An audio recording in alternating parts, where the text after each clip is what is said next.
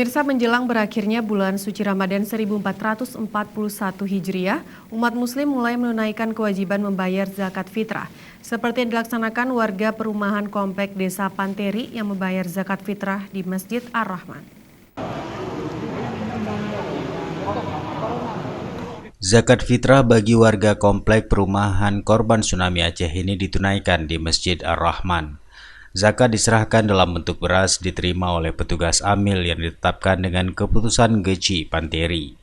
Imam Syekh Masjid Ar-Rahman Tengku Abi Mulyadi Putih selaku koordinator penerimaan zakat fitrah mengatakan kadar atau takaran beras fitrah untuk masing-masing jiwa di komplek perumahan Desa Panteri sama seperti yang berlaku secara umum di seluruh wilayah kota Banda Aceh, yaitu 1 sa atau 10 kaleng susu isi 397 gram atau 3,1 liter atau setengah bambu tambah 2 genggam atau 2,8 kg untuk setiap jiwa.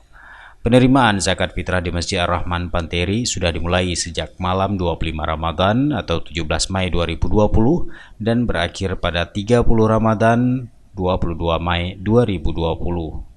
Diperkirakan beras zakat fitrah di komplek Panteri tahun ini akan terkumpul sekitar 8 ton.